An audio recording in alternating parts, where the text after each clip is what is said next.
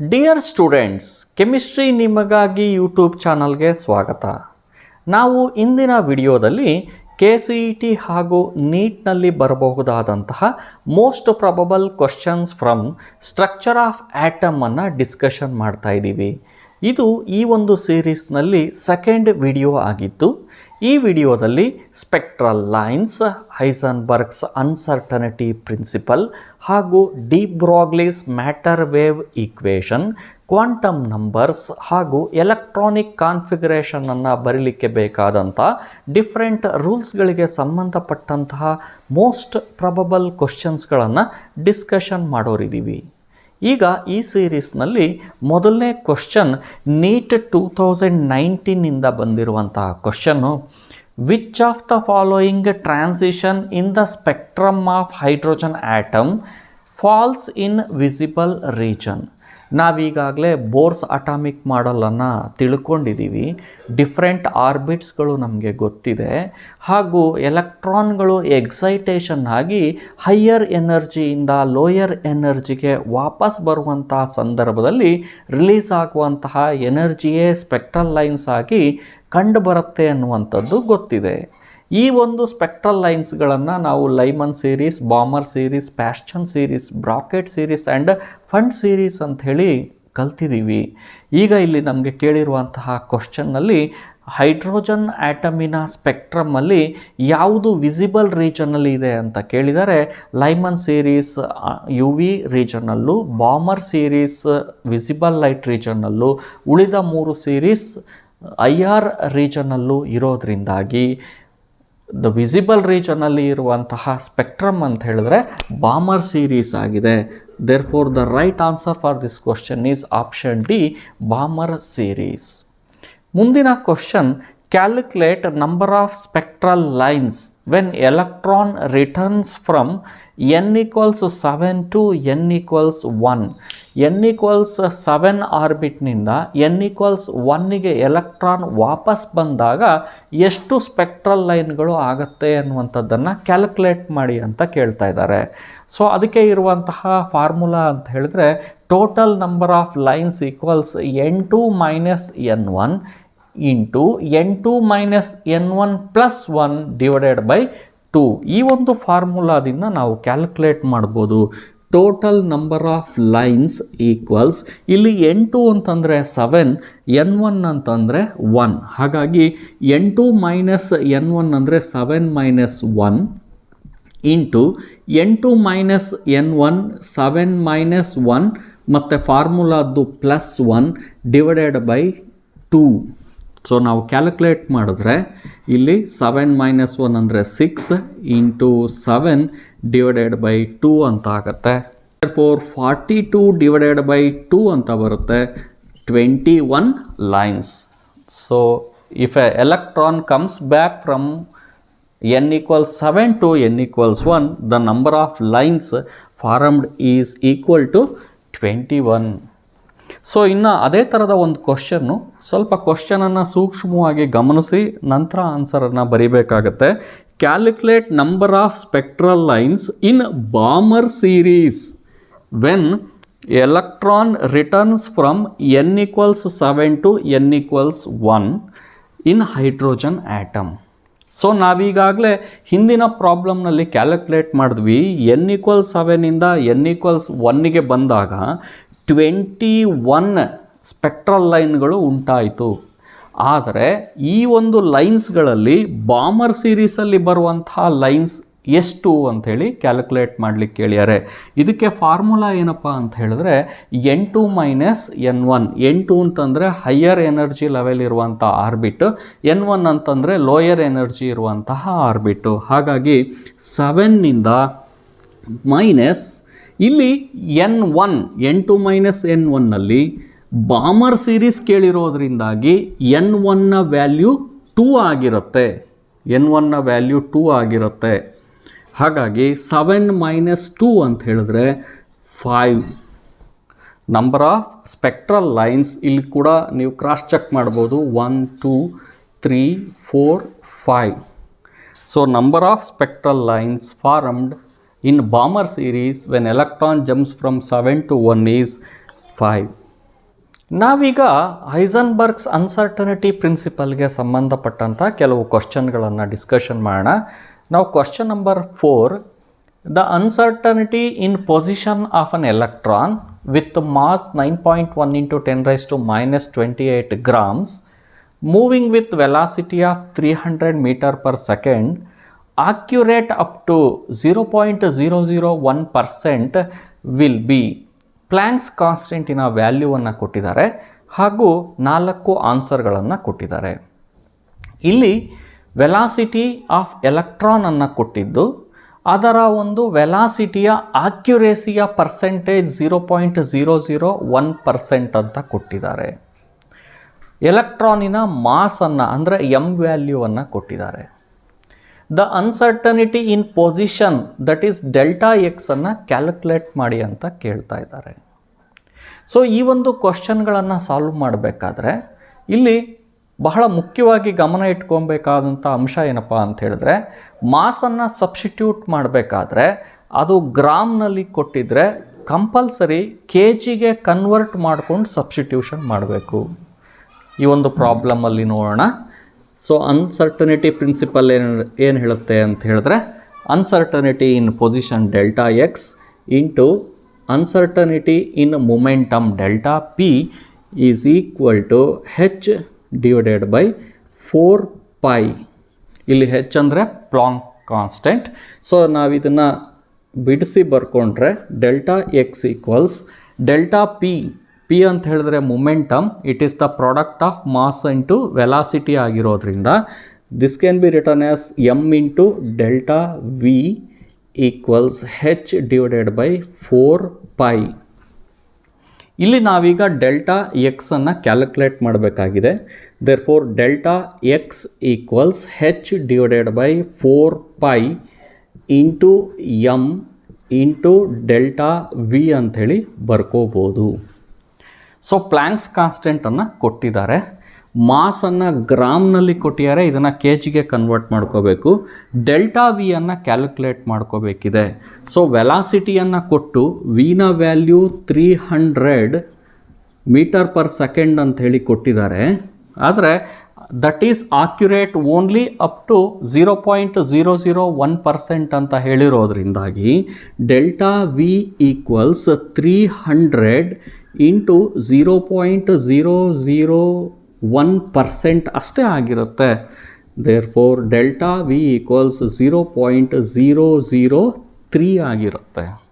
So ಇದನ್ನು substitute ಮಾಡಿದ್ರೆ delta x equals h is given as 6.63 into 10⁻34 divided by 4 into pi value 3.14 into m is 9.1 into 10⁻28 gram ಇದೆ.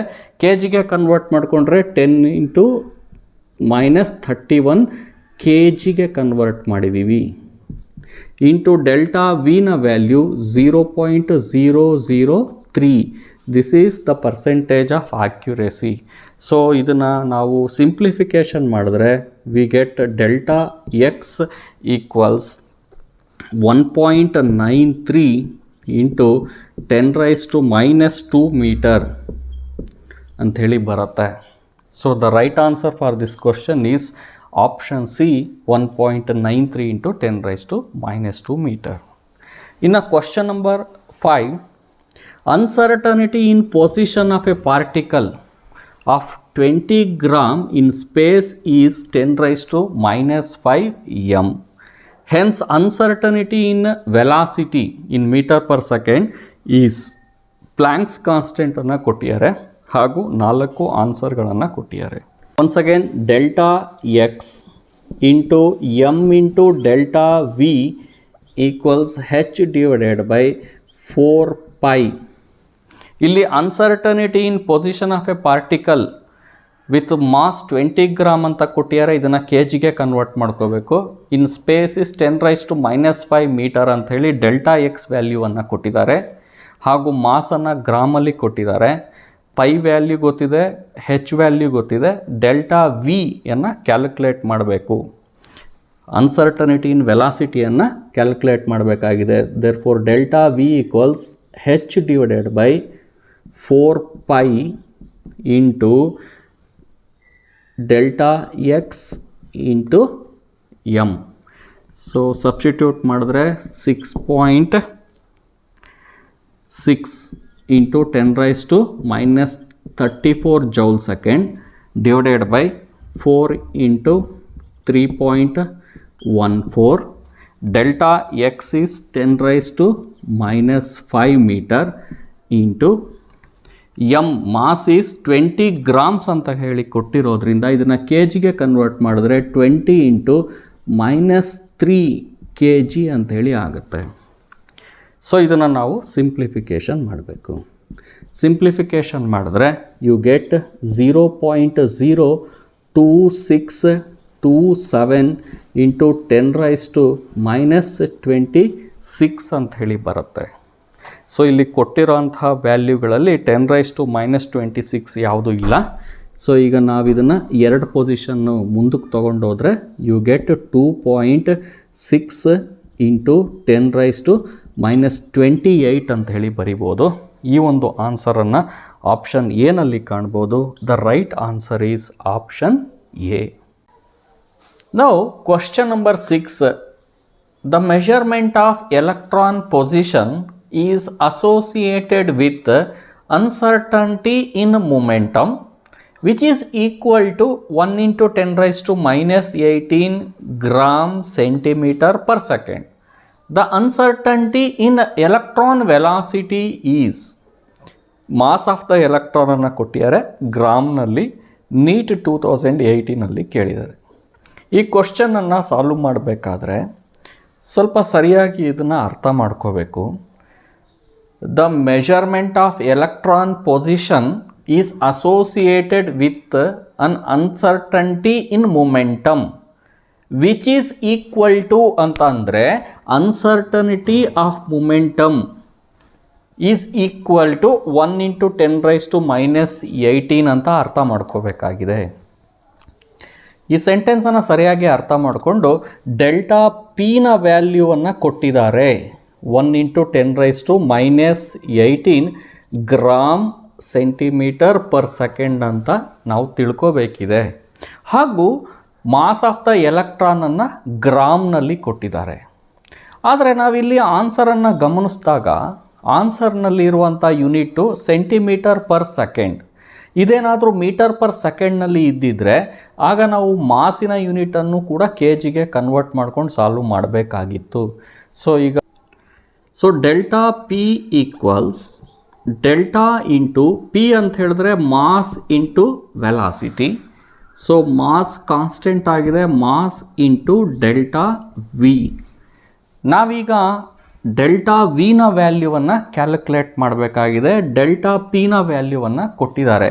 Delta ಪಿನ value 1 into 10⁻⁻18 gram centimetre per second equals ಮಾಸನ್ನು ಕೂಡ ಕೊಟ್ಟಿದ್ದಾರೆ 9.1 into 10⁻⁻28. Delta ವಿನ ವ್ಯಾಲ್ಯೂವನ್ನು calculate ಮಾಡಬೇಕು. Therefore delta V equals 1 into 10⁻⁻18 divided by 9.1 into 10⁻⁻28.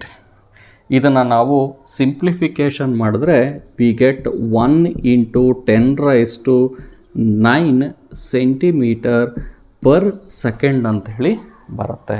Therefore the right answer for this question is option C 1 into 10⁻9 centimetre per second. ಈಗ Heisenberg's uncertainty ಪ್ರಿನ್ಸಿಪಲ್ನ basis ಮೇಲೆ ಇರುವಂಥ 3 ಡಿಫ್ರೆಂಟ್ ಟೈಪ್ಸ್ ಆಫ್ ಕ್ವಶನನ್ನು discussion ಮಾಡಿದ್ದೀವಿ.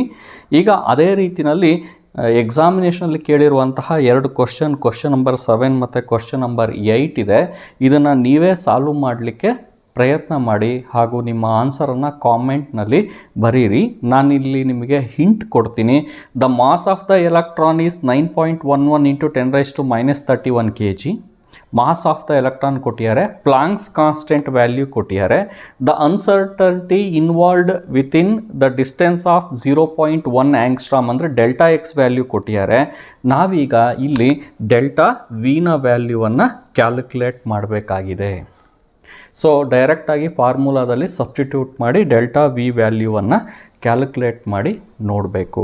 ಇನ್ನು ಕ್ವಶನ್ ನಂಬರ್ 8ಅಲ್ಲಿ the uncertainty in momentum of the electron ಅಂದರೆ ನೇರವಾಗಿ ಡೆಲ್ಟಾ ಪಿನ ವ್ಯಾಲ್ಯೂವನ್ನು ಕೊಟ್ಟಿದ್ದಾರೆ, ಕೆ ಜಿ ಮೀಟರ್ ಪರ್ ಸೆಕೆಂಡ್ನಲ್ಲಿದೆ.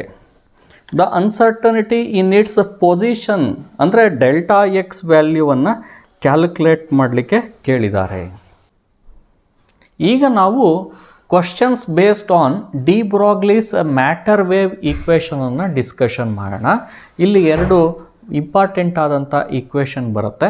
ಒಂದು angular momentum MVR equals integral multiple of h/2π, ಇದು ಬೋರ್ಸ್ ಥಿಯರಿನಲ್ಲಿ ಬರುವಂಥದ್ದು. ಹಾಗೂ ಲ್ಯಾಂಬ್ಡಾ ಈಕ್ವಲ್ಸ್ h/mv, ಇಲ್ಲಿ ಲ್ಯಾಂಬ್ಡಾ ವೇವ್ ನೇಚರನ್ನು m/v ಪಾರ್ಟಿಕಲ್ ನೇಚರನ್ನು ರೆಪ್ರೆಸೆಂಟ್ ಮಾಡುತ್ತೆ.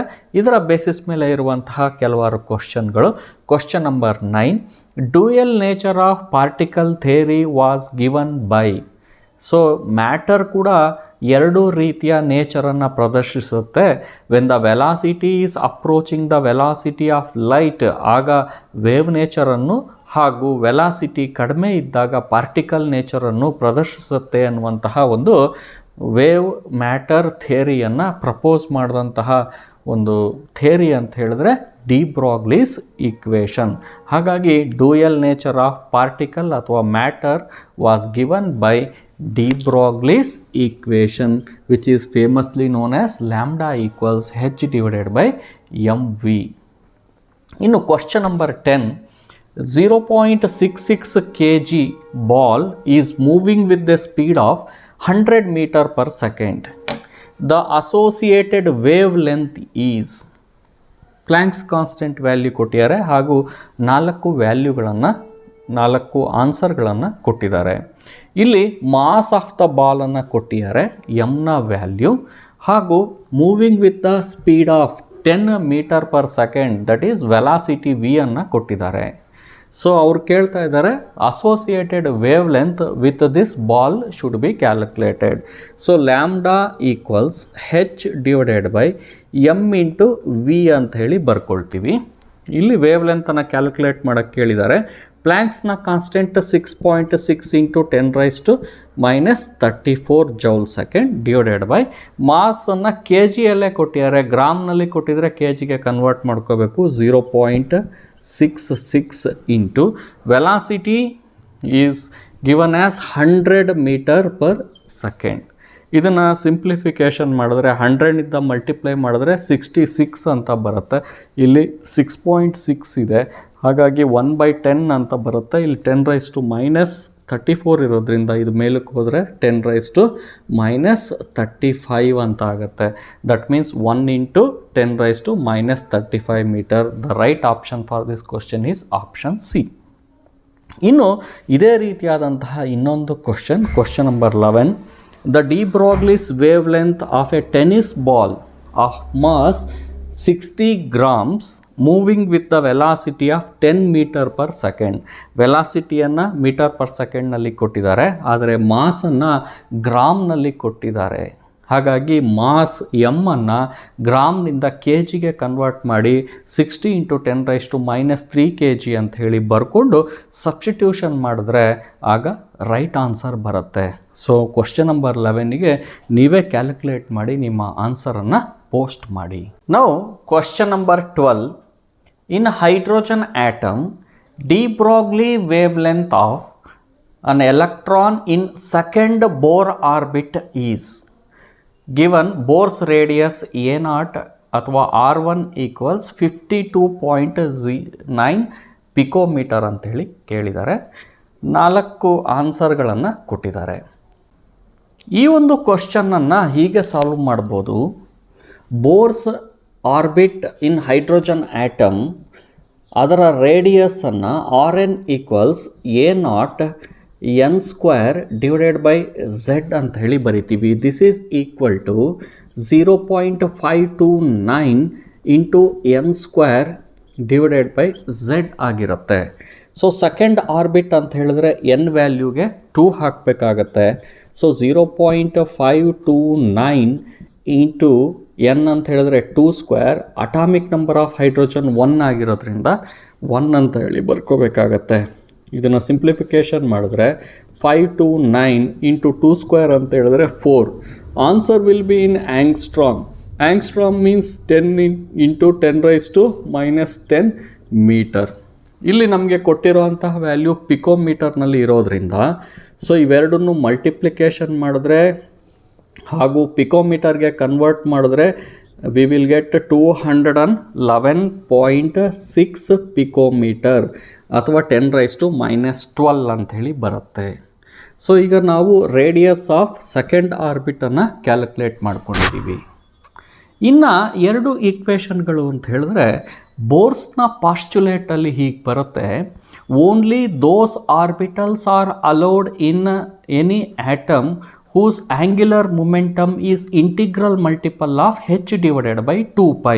ಅದನ್ನು ನಾವು ಈಕ್ವೇಷನಲ್ಲಿ ಹೀಗೆ ಬರ್ಕೊಳ್ತೀವಿ. Angular momentum of any orbit MVR equals integral multiple of h divided by 2π. ಈಗಿಲ್ಲಿ ನಾವು ಸೆಕೆಂಡ್ ಆರ್ಬಿಟ್ ಬಗ್ಗೆ ಮಾತಾಡ್ತಾ ಇರೋದ್ರಿಂದ ಎನ್ ವ್ಯಾಲ್ಯೂ 2 ಆಗುತ್ತೆ. ಹಾಗಾಗಿ MVR equals 2h divided by 2π. ಇಲ್ಲಿ 2 ಮತ್ತು 2 ಅನ್ನು ಕ್ಯಾನ್ಸಲ್ ಮಾಡ್ಬೋದು. ಹೆಚ್ ಈಕ್ವಲ್ಸ್ ಅಂತ ಬರ್ಕೊಂಡ್ರೆ ಪೈ MVR ಜೊತೆಗೆ ಹೋಗುತ್ತೆ, MVR ಇಂಟು ಪೈ ಅಂತ ಆಗುತ್ತೆ. ಇದನ್ನು ಈಕ್ವೇಷನ್ 1 ಅಂತ ಅಂದ್ಕೊಳ್ಳೋಣ. ಅದೇ ರೀತಿಯಲ್ಲಿ ಡಿ ಬ್ರಾಗ್ಲಿಸ್ ಈಕ್ವೇಷನ್ ಪ್ರಕಾರ D Broglie wave length lambda equals h divided by MV ಅಂತ ಹೇಳಿ ಬರ್ಕೊಳ್ತೀವಿ. ಈ ಈಕ್ವೇಷನ್ ಪ್ರಕಾರ ಹೆಚ್ ಈಕ್ವಲ್ಸ್ ಅಂತ ಬರ್ಕೊಂಡ್ರೆ ಲ್ಯಾಂಬ್ಡಾ ಇಂಟು MV ಅಂತ ಬರ್ಕೋಬೇಕಾಗತ್ತೆ. So this is equation 2. 1 ಮತ್ತು 2 ಎರಡೂ ಈಕ್ವೇಷನನ್ನು ಗಮನಿಸಿದ್ರೆ ಆಗ MVR pi equals lambda MV ಆಗಿರುತ್ತೆ. ಹಾಗಾಗಿ lambda MV equals MVR pi. ಇಲ್ಲಿ MV ಕ್ಯಾನ್ಸಲ್ ಆಗುತ್ತೆ. So lambda equals R into pi.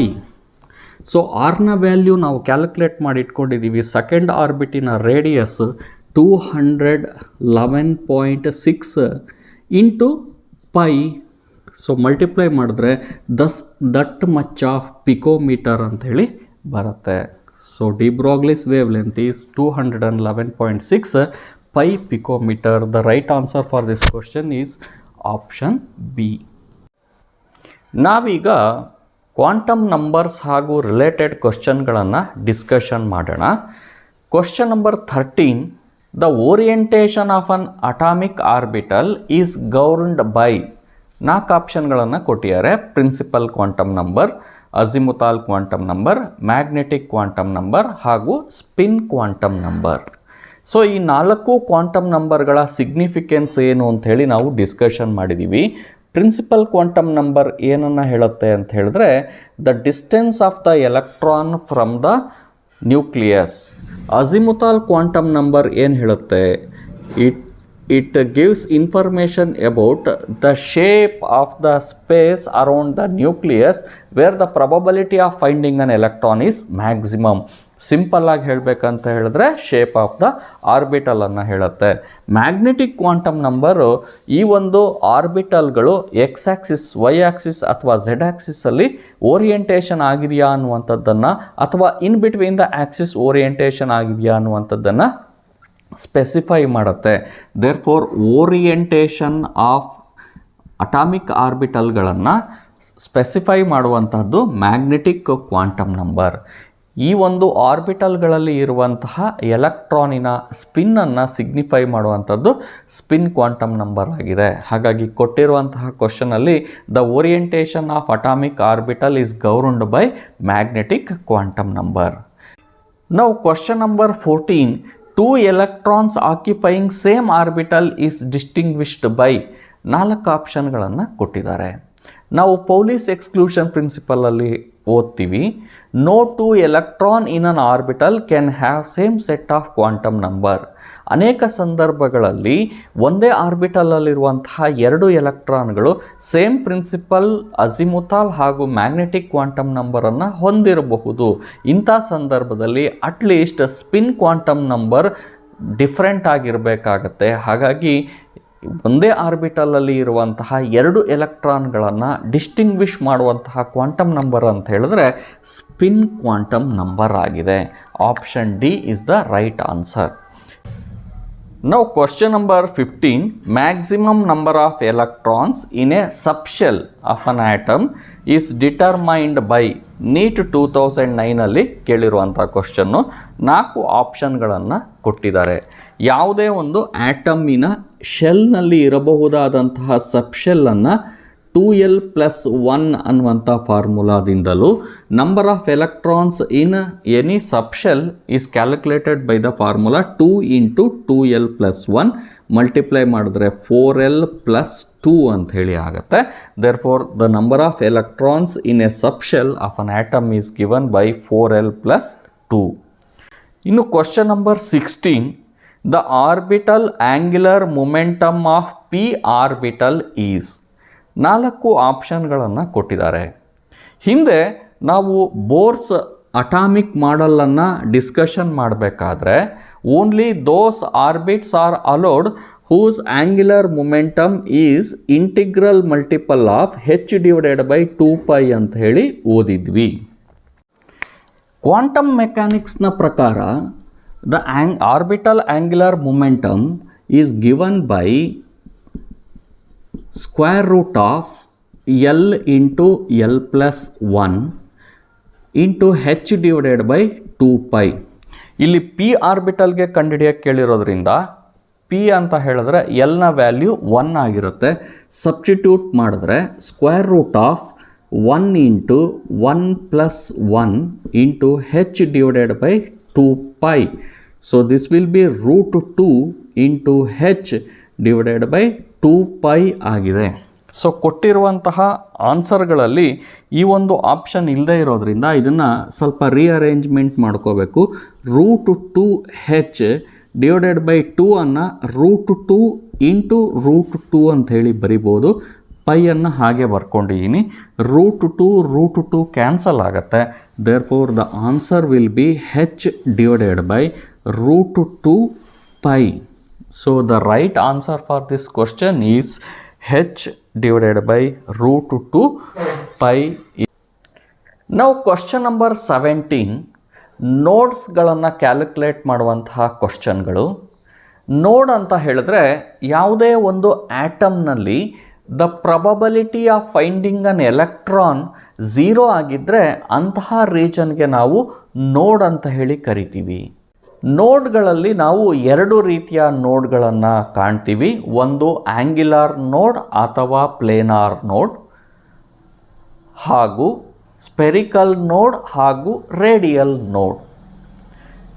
ಆಂಗ್ಯುಲಾರ್ ನೋಡನ್ನು L ಅನ್ನುವಂತಹ ಅಕ್ಷರದಿಂದ ಅಥವಾ ಅಜಿಮುಥಾಲ್ ಕ್ವಾಂಟಮ್ ನಂಬರಿಂದ ಫೈಂಡ್ ಔಟ್ ಮಾಡಿದ್ರೆ, ಸ್ಪೆರಿಕಲ್ ನೋಡನ್ನು n-l-1ನಿಂದ ಫೈಂಡ್ ಔಟ್ ಮಾಡ್ತೀವಿ. ಟೋಟಲ್ ನಂಬರ್ ಆಫ್ ನೋಡ್ಸನ್ನು n-1 ಅನ್ನುವಂಥ ಫಾರ್ಮುಲಾದಿಂದ ಕ್ಯಾಲ್ಕುಲೇಟ್ ಮಾಡ್ತೀವಿ. Question number 17, number of spherical nodes in 3p orbitals are. 4 ಆಪ್ಷನ್ಗಳನ್ನು ಕೊಟ್ಟಿದ್ದಾರೆ.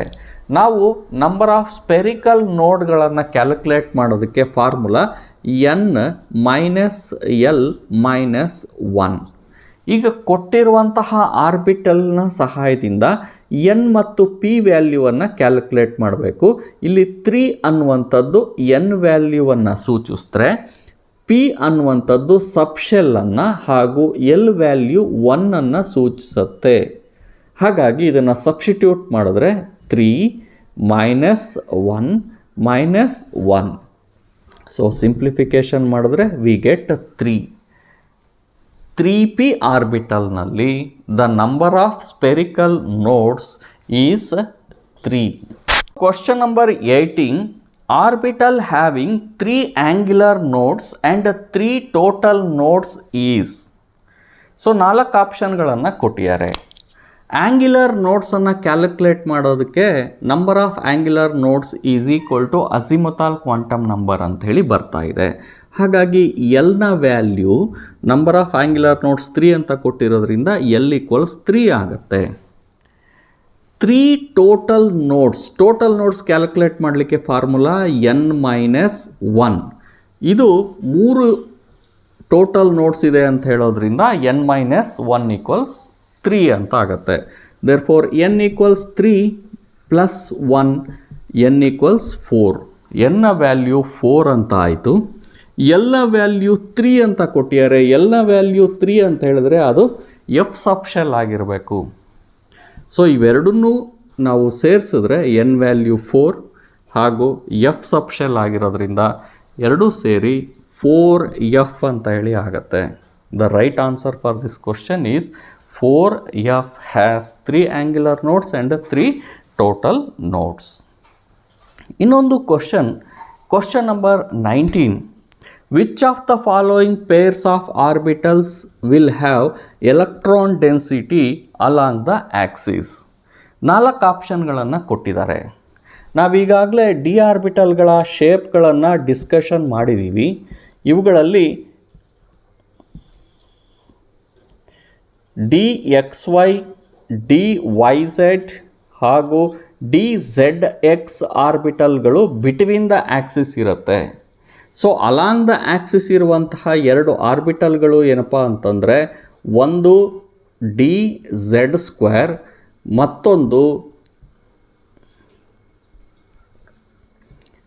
ಮತ್ತೊಂದು DX2 ಮೈನಸ್ Y2. ಹಾಗಾಗಿ ಇವೆರಡು ಆರ್ಬಿಟಲ್ಗಳು ಅಲಾಂಗ್ ದ ಆಕ್ಸಿಸು, ಇನ್ನು ಉಳಿದ 3 ಆರ್ಬಿಟಲ್ಗಳು ಬಿಟ್ವೀನ್ ದ ಆಕ್ಸಿಸ್ ಇರುತ್ತೆ. ಇಲ್ಲಿ ಕೇಳಿರುವಂತಹ ಪೇರ್ನಲ್ಲಿ DZ2 ಮತ್ತು DX2 ಮೈನಸ್ Y2 ಆರ್ಬಿಟಲ್ಗಳು ಅಲಾಂಗ್ ದ ಆಕ್ಸಿಸ್ ಇರುತ್ತೆ. ಹಾಗಾಗಿ the right answer for question number 19 is option C. ನಾವೀಗ ಎಲೆಕ್ಟ್ರಾನಿಕ್ ಕಾನ್ಫಿಗರೇಷನ್ n+l ರೂಲ್ಗೆ ಸಂಬಂಧಪಟ್ಟಂತಹ ಕೆಲವು ಕ್ವಶನ್ಗಳನ್ನು ಸಾಲ್ವ್ ಮಾಡೋಣ. ನಾನೀಗಾಗಲೇ ಕೆಮಿಸ್ಟ್ರಿ ನಿಮಗಾಗಿ ಯೂಟ್ಯೂಬ್ ಚಾನಲಲ್ಲಿ the trick to write electronic configuration ಅಂತ ಹೇಳಿಬಿಟ್ಟು ಒಂದು ವಿಡಿಯೋವನ್ನು ಅಪ್ಲೋಡ್ ಮಾಡಿದ್ದೀನಿ. ಇದರ ಸಹಾಯದಲ್ಲಿ ಯಾವುದೇ ಎಲಿಮೆಂಟಿಗೆ ಸುಲಭವಾಗಿ ಎಲೆಕ್ಟ್ರಾನಿಕ್ ಕಾನ್ಫಿಗರೇಷನನ್ನು ಬರಿಬೋದು. ಆ ವಿಡಿಯೋವನ್ನು ಕೂಡ ನೀವು ಒಮ್ಮೆ ಚೆಕ್ ಮಾಡಿ. ನಾವು question number 20. 4D, 5P, 5F and 6P are arranged in the order of decreasing energy. The correct option is NEET 2018 ಕೊಟ್ಟಿರುವಂಥ ಕ್ವಶನ್ನು 4 ಆಪ್ಷನ್ಗಳನ್ನು ಕೊಟ್ಟಿದ್ದಾರೆ. ಡಿಕ್ರೀಸಿಂಗ್ ಆರ್ಡರ್ ಆಫ್ ದೇರ್ ಎನರ್ಜಿಯನ್ನು ಇಲ್ಲಿ ರೆಪ್ರೆಸೆಂಟ್ ಮಾಡ್ತಾ ಇದ್ದಾರೆ. ಈ ಒಂದು ಕ್ವಶನ್ನನ್ನು ನಾವು n+l ರೂಲ್ನ ಸಹಾಯದಿಂದ ಸಾಲ್ವ್ ಮಾಡ್ಬೋದು. n+l ರೂಲ್ ಏನು ಹೇಳುತ್ತೆ ಅಂತಂದರೆ, n is principal quantum number and l is azimuthal quantum number. ಪ್ರತಿಯೊಂದಕ್ಕೂ n+l ವ್ಯಾಲ್ಯೂವನ್ನು ಕ್ಯಾಲ್ಕುಲೇಟ್ ಮಾಡಬೇಕು. ಅತಿ ಹೆಚ್ಚು ವ್ಯಾಲ್ಯೂ ಇರುವಂಥದ್ದು ಹೈಯರ್ ಎನರ್ಜಿಯನ್ನು, ಕಡಿಮೆ ವ್ಯಾಲ್ಯೂ ಇರುವಂಥದ್ದು ಕಡಿಮೆ ಎನರ್ಜಿಯನ್ನು ಹೊಂದಿರುತ್ತೆ. ಒಂದು ವೇಳೆ n+l ವ್ಯಾಲ್ಯೂ ಎರಡಕ್ಕೂ ಸೇಮ್ ಬಂದಾಗ ಯಾವುದ್ರದ್ದು n ವ್ಯಾಲ್ಯೂ ಕಡಿಮೆ ಇದೆಯೋ ಅದು ಕಡಿಮೆ ಎನರ್ಜಿಯನ್ನು ಹೊಂದಿರುತ್ತೆ ಅನ್ನುವಂಥದ್ದು ಈ ಒಂದು ರೂಲ್ನ ಒಂದು ಸಮ್ಮರಿ. ನಾವೀಗ ಕೊಟ್ಟಿರುವಂತಹ ಸಬ್ಶೆಲ್ಸ್ಗಳಿಗೆ n+l ರೂಲ್ನ ಪ್ರಕಾರ ವ್ಯಾಲ್ಯೂಗಳನ್ನು ಕಂಡುಹಿಡಿದ್ರೆ, 4D ಅಂತ ಹೇಳಿದಾಗ n ವ್ಯಾಲ್ಯೂ 4 ಹಾಗೂ ಡಿಗೆ ಎಲ್ನ ವ್ಯಾಲ್ಯೂ 2 ಆಗಿರುತ್ತೆ. 4 + 2 ಅಂತ ಹೇಳಿದ್ರೆ 6 ಬರುತ್ತೆ. 5Pಗೆ ಕ್ಯಾಲ್ಕುಲೇಟ್ ಮಾಡಿದ್ರೆ 5Pಗೆ n ವ್ಯಾಲ್ಯೂ 5, P ಸಬ್ಶೆಲ್ಗೆ ಎಲ್ನ ವ್ಯಾಲ್ಯೂ 1 ಆಗಿರುತ್ತೆ. 5 + 1 6 ಆಗುತ್ತೆ. 5Fಗೆ n ವ್ಯಾಲ್ಯೂ 5 ಹಾಗೂ ಎಫ್ ಸಬ್ಶೆಲ್ಗೆ ಎಲ್ನ ವ್ಯಾಲ್ಯೂ 3, 5 + 3 ಅಂದರೆ 8 ಆಯಿತು. 6Pಗೆ n ವ್ಯಾಲ್ಯೂ 6, P ಸಬ್ಶೆಲ್ಗೆ ಎಲ್ನ ವ್ಯಾಲ್ಯೂ 1, 7 ಅಂತ ಆಯಿತು. ಈಗ ಡಿಕ್ರೀಸಿಂಗ್ ಆರ್ಡರ್ ಅಂತ ಕೇಳಿರೋದ್ರಿಂದ 5F ಮೊದಲನೇ ಸ್ಥಾನ ಹಾಗೂ 6P ಸೆಕೆಂಡ್ ಪ್ಲೇಸ್ನಲ್ಲಿ, ಹಾಗೂ ಇವುಗಳಲ್ಲಿ n+l ವ್ಯಾಲ್ಯೂ ಸೇಮ್ ಇರೋದ್ರಿಂದ ಇವುಗಳಲ್ಲಿ n ವ್ಯಾಲ್ಯೂ ಹೆಚ್ಚಿರುವಂತಹದ್ದು ಹೈಯರ್ ಎನರ್ಜಿಯನ್ನು ಹೊಂದಿರುತ್ತೆ. ಹಾಗೂ ಎನ್ನ ವ್ಯಾಲ್ಯೂ ಕಡಿಮೆ ಇರುವಂಥದ್ದು ಲೋಯರ್ ಎನರ್ಜಿಯನ್ನು ಹೊಂದಿರುತ್ತೆ. ಈಗ ಇಲ್ಲಿ decreasing order of their energy ಅಂತ ಕೇಳಿರೋದ್ರಿಂದ 5F greater than 6P greater than 5P greater than 4D option B ನಲ್ಲಿ ಈ ಒಂದು ರೀತಿಯಾದಂತಹ ಅರೇಂಜ್ಮೆಂಟ್ ಇದೆ. So option B is the right option for question number 20. ಇನ್ನು question number 21, the number of D electrons in Fe2+ atomic number Z = 26 ಅಂತ ಹೇಳಿ ಕೊಟ್ಟಿದ್ದಾರೆ, is not equal to the number of electrons in which of the following. ಈ ಕ್ವಶನ್ನಲ್ಲಿ iron Fe2+ ಅಯಾನನ್ನು ಕೊಟ್ಟಿದ್ದಾರೆ, atomic number 26 ಅಂತ ಹೇಳಿ ಕೂಡ ಕೊಟ್ಟಿದ್ದಾರೆ. ಇಲ್ಲಿ number of D electrons in Fe2+ ಹಾಗೂ ಇಲ್ಲಿ ಕೊಟ್ಟಿರುವಂತಹ 4 ಆಪ್ಷನ್ಗಳಲ್ಲಿ ಇರುವ ಎಲೆಕ್ಟ್ರಾನ್ಸ್ಗಳು ಯಾವುದು ಈಕ್ವಲ್ ಆಗಿಲ್ಲ ಅಂಥೇಳಿ ಕೇಳಿದ್ದಾರೆ. ಮೊದಲು ನಾವು ಅಟಾಮಿಕ್ ನಂಬರ್ 26ಗೆ ಎಲೆಕ್ಟ್ರಾನಿಕ್ ಕಾನ್ಫಿಗರೇಷನನ್ನು ಬರೆದಿದ್ದೀನಿ. ಇಲ್ಲಿ Fe2+ ಆಗಿರೋದ್ರಿಂದ 2 ಎಲೆಕ್ಟ್ರಾನ್ ಇರೋದಿಲ್ಲ. 2 ಎಲೆಕ್ಟ್ರಾನ್ ಯಾವಾಗಲೂ ಇಲ್ಲಿ ಔಟರ್ ಮೋಸ್ಟ್ ಶೆಲ್ನಿಂದ ರಿಮೂವ್ ಮಾಡ್ಕೋಬೇಕು. ಹಾಗಾಗಿ Fe2+ ಅಂತ ಹೇಳಿದ್ರೆ ಈ 2 ಎಲೆಕ್ಟ್ರಾನ್ ಇರೋದಿಲ್ಲ. Fe2+ನಲ್ಲಿ ಡಿ ಆರ್ಬಿಟಲಲ್ಲಿ ಇರುವಂತಹ ಎಲೆಕ್ಟ್ರಾನ್ಸ್ಗಳು ಅಂತ ಹೇಳಿ ನಾವು ಕನ್ಸಿಡರ್ ಮಾಡಿದ್ರೆ ಇಲ್ಲಿ 6 ಅಂತ ಆಗತ್ತೆ. ಕೊಟ್ಟಿರುವಂಥ 4 ಆಪ್ಷನ್ಗಳ ಪ್ರಕಾರ ಕ್ಯಾಲ್ಕುಲೇಟ್ ಮಾಡಿ ಅಲ್ಲಿ ನಂಬರ್ ಆಫ್ ಎಲೆಕ್ಟ್ರಾನ್ 6 ಆಗದೇ ಇರುವಂತಹ ಆಪ್ಷನನ್ನು ಹುಡುಕಬೇಕು. ಈ ಮೊದಲನೇ ಆಪ್ಷನಲ್ಲಿ ಡಿ ಎಲೆಕ್ಟ್ರಾನ್ಸ್ ಇನ್ Fe ಅಂತ ಹೇಳಿ ಕೊಟ್ಟಿದ್ದಾರೆ. Feಗೆ ಆಲ್ರೆಡಿ ಎಲೆಕ್ಟ್ರಾನಿಕ್ ಕಾನ್ಫಿಗರೇಷನ್ ಬರೆದಿದ್ದೀವಿ. Number of D electrons in Fe 6 ಆಗಿದೆ. ಹಾಗಾಗಿ ಇಲ್ಲೂ ಕೂಡ 6 ಎಲೆಕ್ಟ್ರಾನ್ ಇದೆ. ಆಪ್ಷನ್ ಡಿ ತಗೊಂಡ್ರೆ ಪಿ ಎಲೆಕ್ಟ್ರಾನ್ಸ್ ಇನ್ Ne ಅಂದರೆ 10 ಎಲೆಕ್ಟ್ರಾನ್ ಇರುವಂತಹ ಸಿಸ್ಟಮ್ಮು ಇಷ್ಟು ಮಾತ್ರ ಎಲೆಕ್ಟ್ರಾನಿಕ್ ಕಾನ್ಫಿಗರೇಷನ್ ಬರುತ್ತೆ. ಆಗ number of electrons in P 6 ಇದು ಕೂಡ ನಂಬರ್ ಆಫ್ ಎಲೆಕ್ಟ್ರಾನ್ಸ್ 6 ಬರ್ತಾ ಇದೆ. S electrons in Mg Z value 2 ಅಂತ ಕೊಟ್ಟಿದ್ದಾರೆ. ಆಗ ಇಲ್ಲಿ 10 + 2 ಇಲ್ಲಿವರೆಗೆ ಕನ್ಸಿಡರ್ ಮಾಡಬೇಕಾಗತ್ತೆ. ಎಸ್ನಲ್ಲಿ ಇರುವಂಥ ಎಲೆಕ್ಟ್ರಾನ್ಗಳು ಅಂತ ಕೊಟ್ಟಿದ್ದಾರೆ. S electrons in Mg, so 2 + 2 + 2 ಇದು ಬರಲ್ಲ. 2 + 2 + 2 ಅಂತಂದರೆ 6 ಎಲೆಕ್ಟ್ರಾನ್ಸ್. ಇಲ್ಲೂ ಕೂಡ 6 ಎಲೆಕ್ಟ್ರಾನ್ಸ್ ಇದೆ.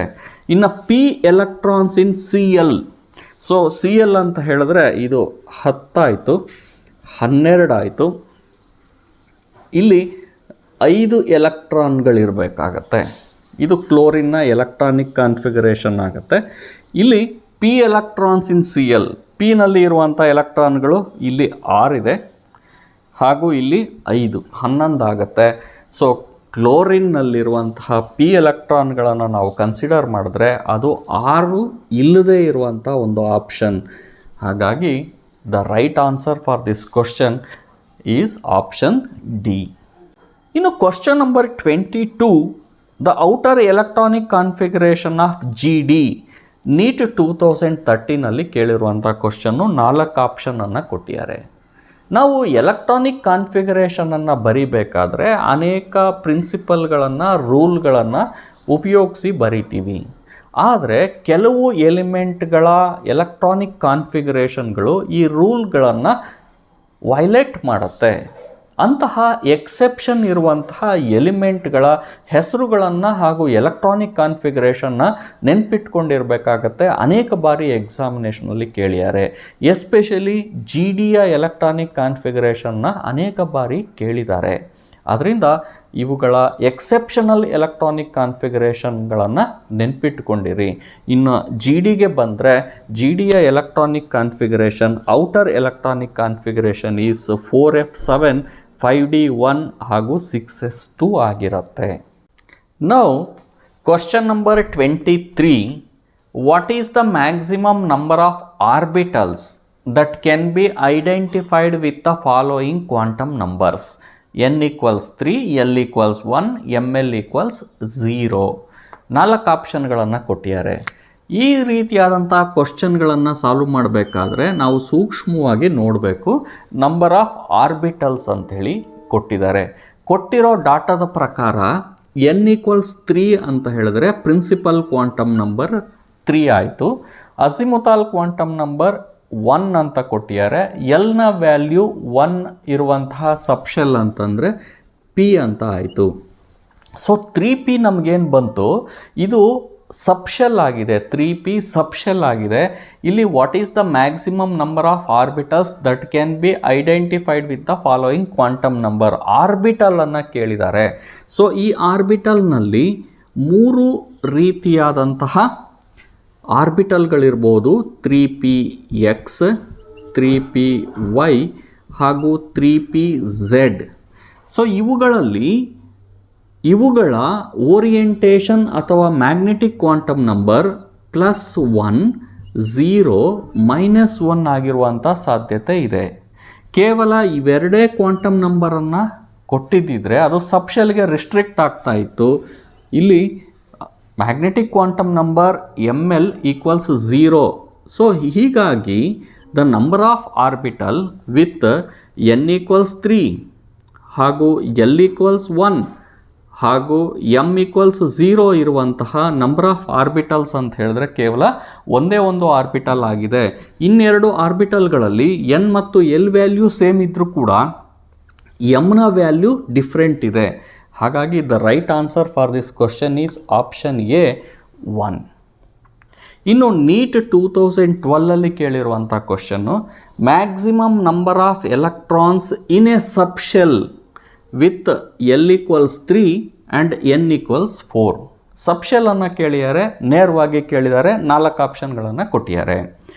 n = 4 ಅಂತ ಕೊಟ್ಟಿರೋದ್ರಿಂದ ಪ್ರಿನ್ಸಿಪಲ್ ಕ್ವಾಂಟಮ್ ನಂಬರ್ 4 ಹಾಗೂ l = 3 ಅಂತ ಹೇಳ್ತಾ ಇರೋದ್ರಿಂದ ಅದು f ಸಬ್ಶೆಲ್ ಆಗಿದೆ.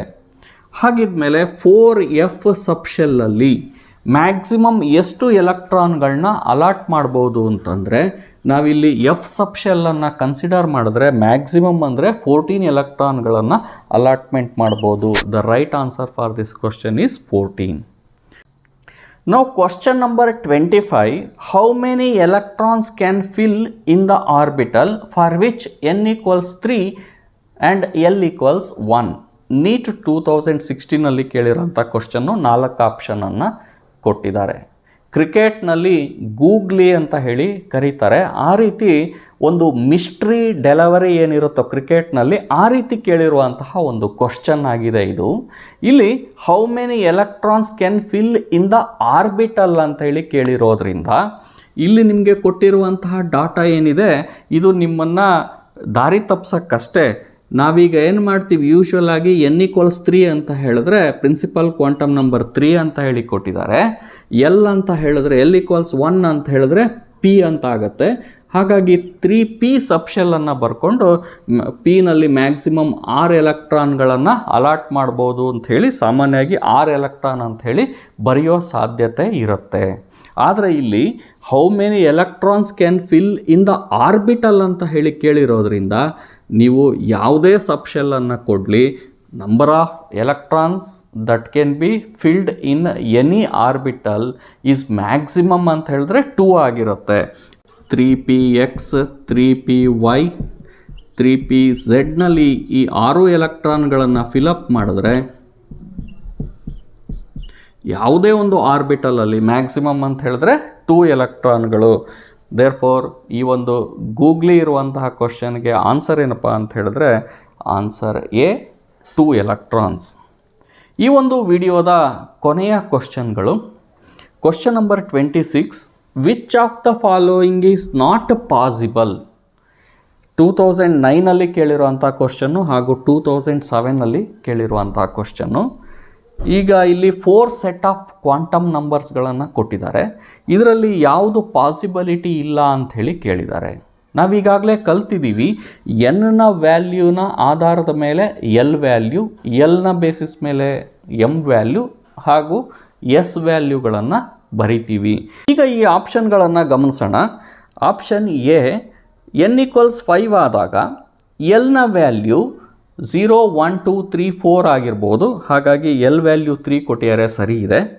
ಎಲ್ನ ವ್ಯಾಲ್ಯೂ 3 ಇದ್ದಾಗ ಎಮ್ನ ವ್ಯಾಲ್ಯೂ -3 -2 -1 0 +1 +2 +3 ಆಗಿರ್ಬೋದು. ಇಲ್ಲಿ ಕೊಟ್ಟಿರೋಂಥ ವ್ಯಾಲ್ಯೂ 0 ಇದೆ, ಹಾಗಾಗಿ ಸರಿ ಇದೆ. ಎಮ್ನ ವ್ಯಾಲ್ಯೂ 0 ಆದಾಗ ಎಸ್ನ ವ್ಯಾಲ್ಯೂ +½ ಅಥವಾ -½ ಆಗಿರ್ಬೋದು, ಹಾಗಾಗಿ ಇದು ಕೂಡ ಸರಿ ಇದೆ. ಇನ್ನು ಆಪ್ಷನ್ ಬಿಗೆ ಬಂದರೆ ಎನ್ನ ವ್ಯಾಲ್ಯೂ 3 ಆಗಿದ್ದಾಗ ಎಲ್ನ ವ್ಯಾಲ್ಯೂ 0 1 2 ಆಗಿರ್ಬೋದು, ಸರಿ ಇದೆ. ಎಲ್ ವ್ಯಾಲ್ಯೂ 2 ಆಗಿದ್ದಾಗ ಎಮ್ನ ವ್ಯಾಲ್ಯೂ -2 -1 0 +1 +2 ಆಗಿರ್ಬೋದು, ಆದರೆ ಇಲ್ಲಿ -3 ಅಂತ ಇರೋದ್ರಿಂದ ಸೊ ದಿಸ್ ಈಸ್ ಇನ್ಕರೆಕ್ಟ್ ಆಗಿರುವಂತಹ ಸೆಟ್ ಆಫ್ ಕ್ವಾಂಟಮ್ ನಂಬರ್ ಆಗಿದೆ. ಇನ್ನು ಎರಡಕ್ಕೂ ಕೂಡ ನೀವು ಚೆಕ್ ಮಾಡಿ. ಇದೇ ರೀತಿಯಲ್ಲಿ ನೀಟ್ 2017ನಲ್ಲಿ ಸೆಟ್ ಆಫ್ ಕ್ವಾಂಟಮ್ ನಂಬರ್ಸ್ಗಳನ್ನು ಕೊಟ್ಟಿದ್ದಾರೆ. ಈ ಸೆಟ್ ಆಫ್ ಕ್ವಾಂಟಮ್ ನಂಬರ್ಸ್ನಲ್ಲಿ ಯಾವ ಸೆಟ್ಟು ಇನ್ಕರೆಕ್ಟ್ ಆದಂತಹ ಸೆಟ್ ಅಂತ ಹೇಳಿಬಿಟ್ಟು ನೀವೇ ಕಂಡುಹಿಡಿದು ನಿಮ್ಮ ಆನ್ಸರನ್ನು ಪೋಸ್ಟ್ ಮಾಡಿ. ಡಿಯರ್ ಸ್ಟೂಡೆಂಟ್, ಈ ದಿನದ KCET ಹಾಗೂ ನೀಟ್ ವಿಡಿಯೋದಲ್ಲಿ ನಾವು ಸ್ಟ್ರಕ್ಚರ್ ಆಫ್ ಆಟಮ್ಗೆ ಸಂಬಂಧಪಟ್ಟಂತಹ ಪಾರ್ಟ್ 2 ವಿಡಿಯೋವನ್ನು ಡಿಸ್ಕಷನ್ ಮಾಡಿದ್ದೀವಿ. ಇಂದಿನ ವಿಡಿಯೋದಲ್ಲಿ ನಾವು ಡಿಫ್ರೆಂಟ್ ಟೈಪ್ಸ್ ಆಫ್ ಕ್ವಶನ್ಸ್ಗಳನ್ನು ಡಿಸ್ಕಷನ್ ಮಾಡಿದ್ದೀವಿ. ಈ ವಿಡಿಯೋ ನಿಮಗೆ ಇಷ್ಟ ಆಗಿದೆ ಅಂಥೇಳಿ ನಾನು ಕೂಡ ಭಾವಿಸ್ತೀನಿ. ಈ ವಿಡಿಯೋ ಇಷ್ಟ ಆಗಿದ್ದರೆ ಲೈಕ್ ಮಾಡಿ, ಶೇರ್ ಮಾಡಿ ಹಾಗೂ ಸಬ್ಸ್ಕ್ರೈಬ್ ಮಾಡಿ. ನೀವು ವಿಡಿಯೋವನ್ನು ಲೈಕ್ ಮಾಡಿ ಹಾಗೂ ಕಾಮೆಂಟ್ ಮಾಡೋದರಿಂದ ನಮಗೂ ಕೂಡ ಈ ರೀತಿಯಾದಂತಹ ವಿಡಿಯೋಗಳನ್ನು ಮಾಡುವಂತಹ ಮೋಟಿವೇಶನ್ ಹೆಚ್ಚಾಗತ್ತೆ ಅಂತ ಕೇಳ್ತಾ ಮತ್ತೊಮ್ಮೆ ಭೇಟಿಯಾಗೋಣ.